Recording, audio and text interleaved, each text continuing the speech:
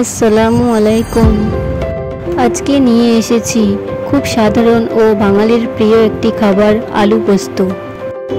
এই রেসিপিটা হয়তো অনেকেই জানেন, কিন্তু যারা ব্যাচেলার বা প্রথম রান্না করছেন এবং যারা মেসে থাকেন তাদের জন্য এই রেসিপিটি। চলুন তাহলে রেসিপিটা শুরু করা যাক। আলু পোস্তের জন্য আমি নিয়েছি একটি আলু, একটি পেঁয়াজ, টমেটো, আদা রসুন এবং পটল। আপনারা চাইলে পটলটি স্কিপ করতে পারেন। চলুন তাহলে রেসিপিটা শুরু করা যাক। প্রথমে আমি কড়াইতে পরিমাণ মতো সরিষার তেল দিয়ে দেব। এরপরে আমি ফোড়নের জন্য দিয়ে দেব একটু জিরে, পরে দিয়ে দেব 1 চামচ আদা ও 1 চামচ রসুন কুচি। আদা রসুনটাকে লাল লাল করে ভেজে নেব, গ্যাসের আঁচটিকে লো করে, যাতে পেস্টটি পুড়ে না যায়। এরপরে দেব একটি কেটে রাখা পেঁয়াজ, পেঁয়াজটিকেও ভেজে নেব।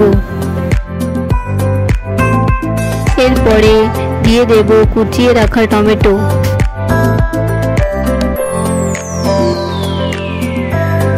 এবার আমাদের রেসিপির মেন উপকরণ আলুটাকে দিয়ে দেব।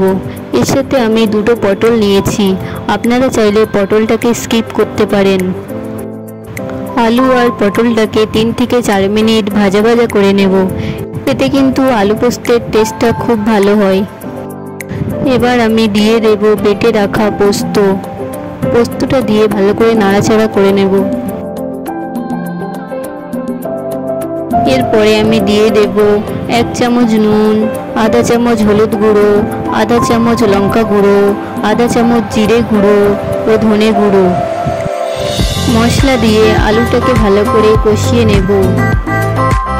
এরপরে দিয়ে দেব পরিমাণ মতো জল।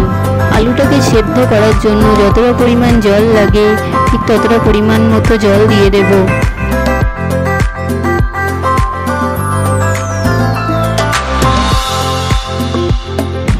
কিছুক্ষণ আমি চাপা দিয়ে রেখে দেব যাতে আলুটা সেদ্ধ হয়ে যায়।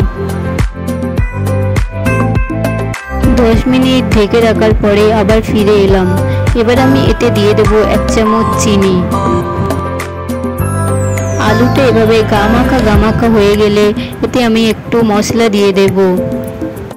এবার আমি একটু নাড়াচাড়া করে নামিয়ে নেব। আলু পোস্ত প্রায় কমপ্লিট হয়ে গেছে। আপনাদের যদি ভালো লাগে তাহলে বাড়িতে ট্রাই করতে পারেন।